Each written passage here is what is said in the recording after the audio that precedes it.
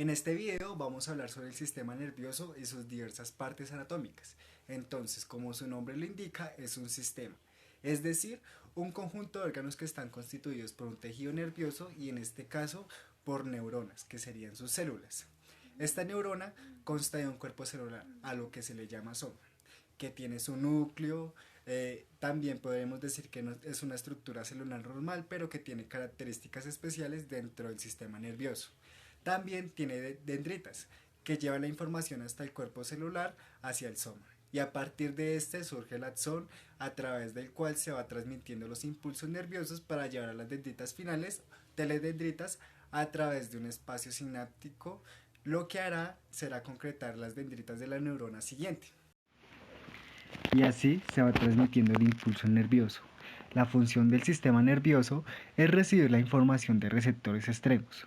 No podemos imaginar el sistema nervioso como un conjunto de cables que llevan la información de receptores extremos o hacia un ordenador central en donde esta información que llega se procesará, se coordinará o se integrará al final.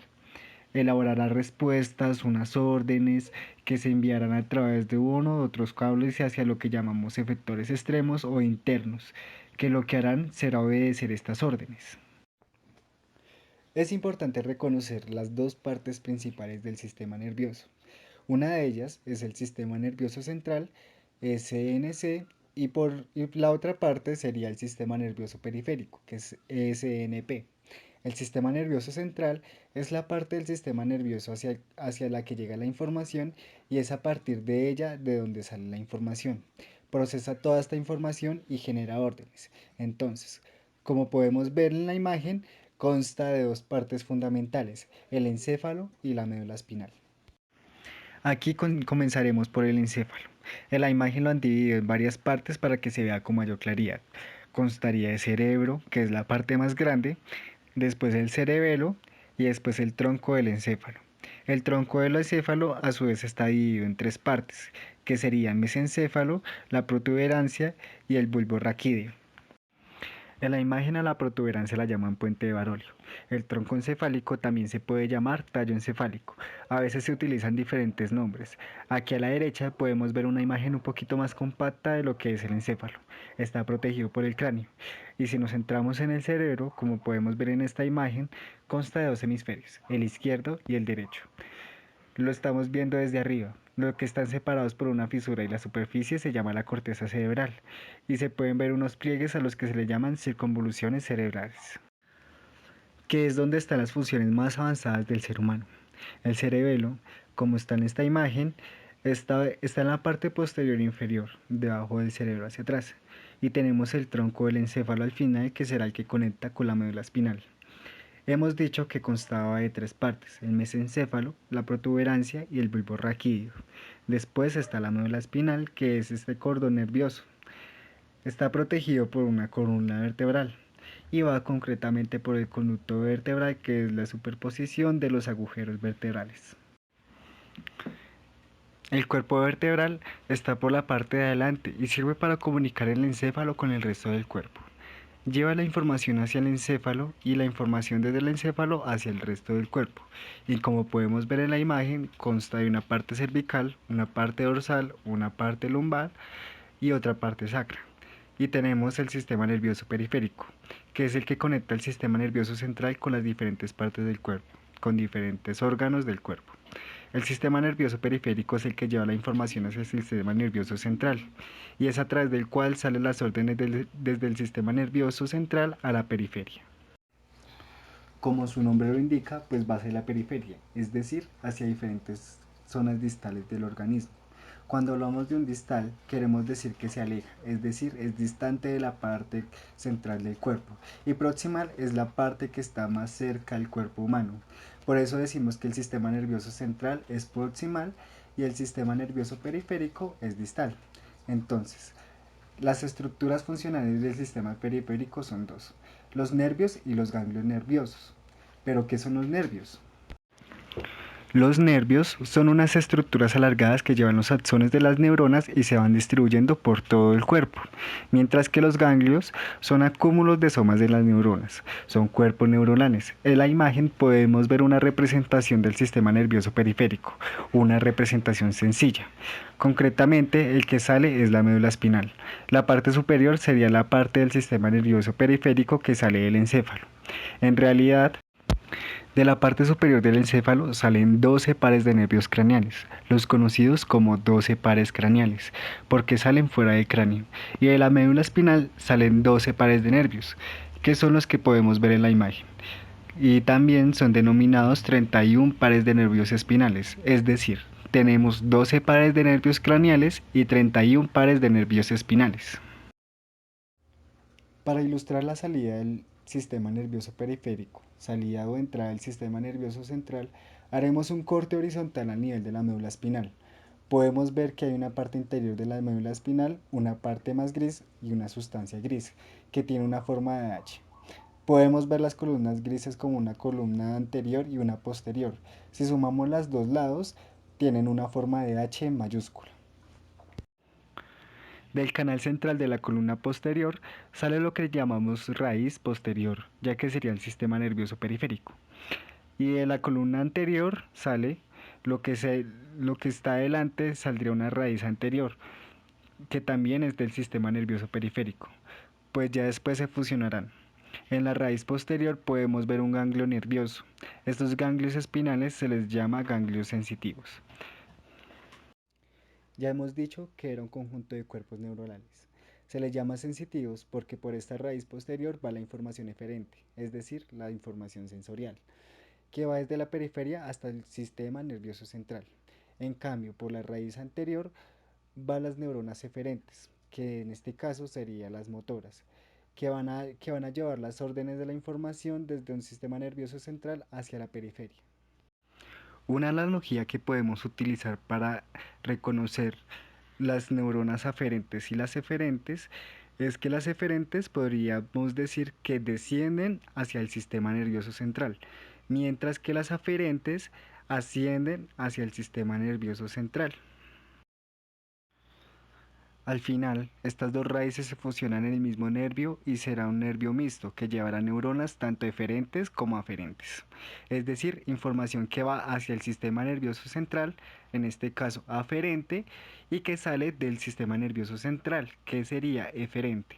Entonces, en cuanto a los ganglios del sistema nervioso periférico, tenemos que hemos comentado que los ganglios son raíces dorsales, aferentes o sensitivas, que tienen estos cuerpos celulares de las neuronas que son de cuerpo aferente.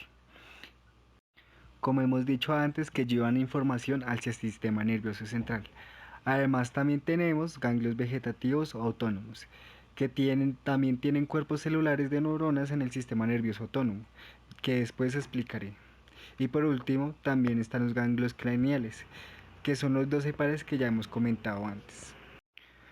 Otro concepto que es importante tener en cuenta a la hora de hablar del sistema nervioso es la sustancia blanca y la sustancia gris.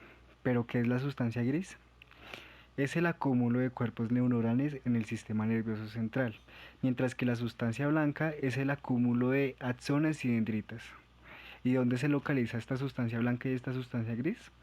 La sustancia gris es periférica a nivel del cerebro, en cuanto al tronco del encéfalo y la médula espinal es central, como podíamos ver en la imagen anterior de la selección horizontal por la que se ha ilustrado el origen de los nervios espinales. En cambio, la localización de la sustancia blanca en el sistema nervioso central es al revés. Es central en el cerebro y periférica en el tronco del encéfalo y de la médula.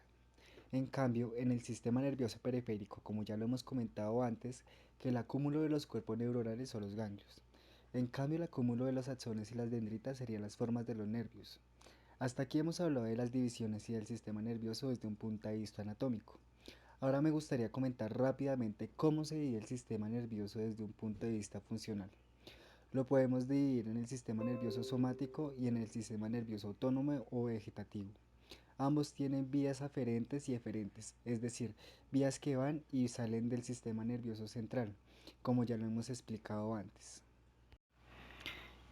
Y también ambos tienen presencia en el sistema nervioso central y en el sistema nervioso periférico. Es decir, que no solo hacen parte del sistema nervioso periférico, como en algunos sitios se puede ver o leer.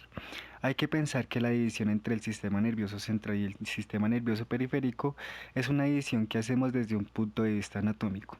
En cambio, las divisiones entre el sistema nervioso somático y el sistema nervioso autónomo es una división que hacemos desde un punto de vista fisiológico o funcional. Son visiones distintas de lo mismo. Dicho esto, el sistema nervioso somático está relacionado con los movimientos voluntarios. Podemos decir que tiene unas vías aferentes y unas vías eferentes o motoras. Las vías aferentes pueden ser sensoriales como la vista, el oído, el olfato o el gusto. Y las vías aferentes son sensitivas, que son las del tacto fino y grueso. Todo el tema propioceptivo, es decir, que los indica la posición del cuerpo, de las articulaciones, tono muscular, tendones. Nos dicen qué posición tenemos el cuerpo. En cambio, la vía aferente o motora es la vía voluntaria en la que se corresponden los impulsos nerviosos que se hacen, que se contraigan los músculos estriados o esqueléticos, los bíceps, los tríceps, etcétera.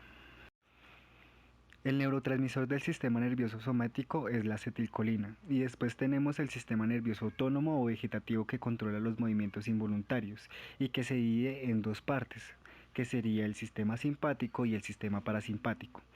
El sistema nervioso simpático es el que está relacionado con las situaciones de alerta, con la respuesta de lucha y de día y su neurotransmisor es la noradrenalina, que es el que hace que aumente la frecuencia cardíaca ante el peligro y la frecuencia respiratoria aumenta el tono muscular. Y el sistema nervioso parasimpático es el opuesto, se equilibra con el anterior y está relacionado con las situaciones de relajación y es la respuesta de un descansa y digiere. Es el que hace que disminuya la frecuencia cardíaca, la frecuencia respiratoria, la relajación muscular y hace que aumente la digestión. Y su neurotransmisor principal es la acetilcolina. Curiosamente es igual al sistema nervioso somático. Ya que hemos hablado del sistema nervioso, su anatomía y fisiología, vamos a hablar de un concepto muy importante que es la sinapsis. La sinapsis es una hendidura que divide una célula neuronal de otra. Lo que permite esa hendidura es transportar a los neurotransmisores que van a emitir una señal para que el organismo actúe frente a esa señal y tome una decisión. Los neurotransmisores son moléculas que se almacenan dentro de una especie de saquitos que están hechos de una membrana celular denominadas vesículas y que se encuentran al final de una neurona en la terminal axónica. Cuando el impulso nervioso llega hasta el final de la neurona, ese terminal axónico hace que entre calcio dentro de la neurona y a la vez eso produce unas vesículas o una especie de saquitos que se funden con la membrana de la neurona y así liberan lo que llevan dentro al espacio sináptico que lo que tienen dentro que hemos dicho que son precisamente los neurotransmisores. Una vez el neurotransmisor es liberado a ese espacio sináptico se unirá a un receptor correspondiente de la siguiente neurona. Esa neurona la denominaremos neurona postsináptica. Y eso a la vez hará que la neurona compute todas las señales que le llegan excitatorias e inhibitorias y el resultado irá y producirá un impulso nervioso o no.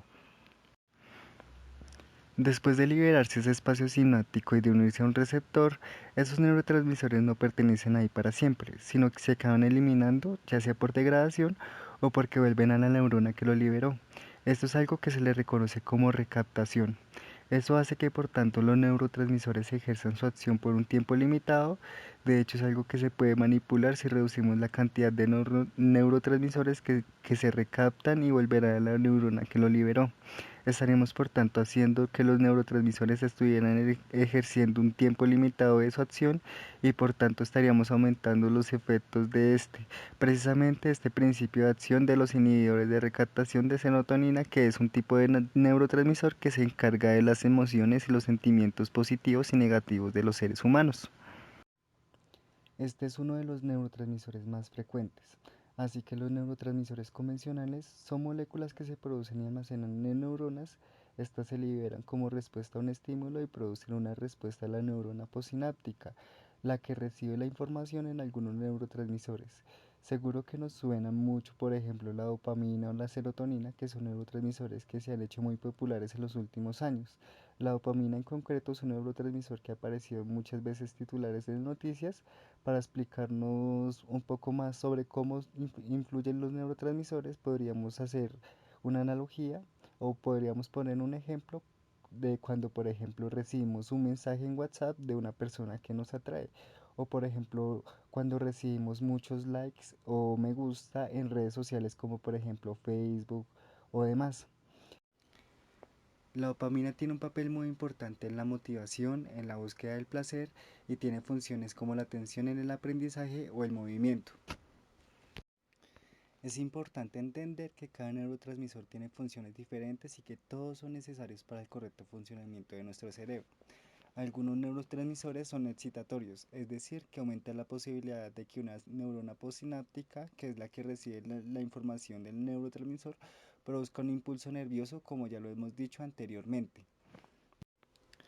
En conclusión, los neurotransmisores son mensajeros químicos del cerebro que pueden mandar señales excitatorias o inhibitorias para que las neuronas lancen o no un impulso eléctrico.